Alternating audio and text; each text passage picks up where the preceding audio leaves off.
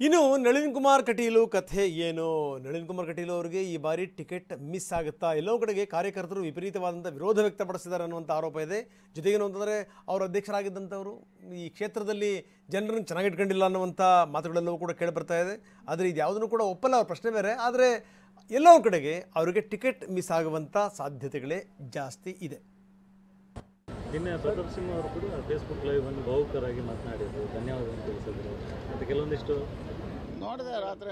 ಏನು ರಾಷ್ಟ್ರೀಯ ಅದಕ್ಕೆ ಹೇಳಿದೆ, ರಾಷ್ಟ್ರೀಯ ನಾಯಕರು ಯಾವ ತೀರ್ಮಾನ ತಗೊಂಡ್ರು ಪಾರ್ಟಿ ತೀರ್ಮಾನ, ಆ ತೀರ್ಮಾನಕ್ಕೆ ಎಲ್ಲರೂ ಬದ್ಧರಾಗಿರ್ತೇವೆ. ಅದರಲ್ಲಿ ಏನು ಸಹಜವಾಗಿ ಅವಕಾಶಗಳು ಈಗ ನಮಗೂ 3 ಬಾರಿ ಅವಕಾಶ ಕೊಟ್ಟಿದ್ದಾರೆ. 15 ವರ್ಷ ಕೆಲಸ ಮಾಡಿದ್ದಾರೆ. ಪಾರ್ಟಿ ನಿರ್ಧಾರ ಮಾಡುತ್ತೆ. ಪಾರ್ಟಿ ನಿರ್ಧಾರಕ್ಕೆ ಎಲ್ಲರೂ ಬದ್ಧರಾಗಿರ್ತಾರೆ. ಎಲ್ಲೂ ವ್ಯತ್ಯಾಸಗಳಿಲ್ಲ. ಪಾರ್ಟಿ ನಿರ್ಧಾರಕ್ಕೆ ಎಲ್ಲರೂ ಬದ್ಧರಾಗಿ ಕೆಲಸ ಮಾಡೋರು. ರಾಜ್ಯದಲ್ಲಿ ಕೆಲ ನಾಯಕರನ್ನು ತುಳಿಯುವಂಥ ಕೆಲಸ ಆಗ್ತಿದೆ ಅನ್ನೋ ನಮ್ಮ ಪಾರ್ಟಿಯಲ್ಲಿ ತುಳಿಯುವ ಕೆಲಸ ಅಂತ ನಡೆಯೋದಿಲ್ಲ, ಬೆಳೆಸುವ ಕೆಲಸ ಕಾರ್ಯಗಳಾಗ್ತದೆ.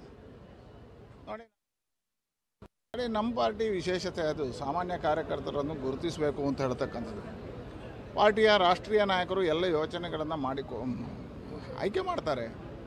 ಸಹಜ, ಅದನ್ನು ನಾನು ಸ್ವಾಗತಿಸ್ತೇನೆ. ನಮ್ಮದು ಇರತಕ್ಕಂಥ ಪರಿಕಲ್ಪನೆಗಳೇನು ಅಂತ ಹೇಳಿದ್ರೆ, ನಿರಂತರವಾಗಿ ಪಾರ್ಟಿ ನಿಂತ ನೀರಾಗಬಾರ್ದು, ಹೊಸೊಬ್ಬರು ಬರ್ತಾ ಇರಬೇಕು, ಚಲಾವಣೆಯಲ್ಲಿ ಇರ್ತಾ ಇರಬೇಕು. ಹಾಗಾಗಿ ಪಾರ್ಟಿ ರಾಷ್ಟ್ರೀಯ ನಾಯಕರು ಏನು ತೀರ್ಮಾನ ತಗೋತಾರೋ ಅದಕ್ಕೆಲ್ಲಕ್ಕೆ ನಾವೆಲ್ಲ ಬದ್ಧರಾಗಿರ್ತೇವೆ. ಯಾರೇ ಆದರೂ ನಮ್ಮ ಗುರಿ ಇರ್ತಕ್ಕಂಥ ನರೇಂದ್ರ ಮೋದಿಯವರು ಮತ್ತೆ ಪ್ರಧಾನಿ ಆಗಬೇಕು, ಭಾರತೀಯ ಜನತಾ ಪಾರ್ಟಿ ಗೆಲುವಾಗಬೇಕು. ಟಿಕೆಟ್ ಸಿಗುವಂಥ ವಿಶ್ವಾಸ ಇದೆ. ರಾಷ್ಟ್ರೀಯ ನಾಯಕರ ಯೋಚನೆಗೆ ಬದ್ಧರಾಗಿ ಕೆಲಸ ಮಾಡೋರು ನಾವೆಲ್ಲ. ಹಾಗಾಗಿ ಪಾರ್ಟಿ ಏನು ಹೇಳುತ್ತೋ ಆ ಕೆಲಸ ಮಾಡೋರು. ಗುಡಿಸು ಹೇಳಿದ್ರೆ ಗುಡಿಸೋರು, ಹೊಡಿಸೋರು, ಪಾರ್ಟಿ ಕೆಲಸ ಮಾಡ್ಲಿಕ್ಕೆ ಇರೋರು ನಾವು. ಅಧಿಕಾರ ನೋಡಿ, ನಿಜವಾದ ಕಾರ್ಯಕರ್ತರ ರೀತಿಯಲ್ಲಿ ಅವ್ರು ಮಾತಾಡಿದ್ರು. ಪಾರ್ಟಿಯಲ್ಲಿ ಕಸ ಗುಡಿಸಿ ಅಂದರೂ ಕೂಡ ನಾವು ಕಸ ಗುಡ್ಸೋಕ್ಕೆ ತಯಾರಿದ್ದೀವಿ ಅನ್ನುವಂಥ ಮಾತನ್ನು ಕಟೀಲ್ ಹೇಳಿರುವಂಥದ್ದು.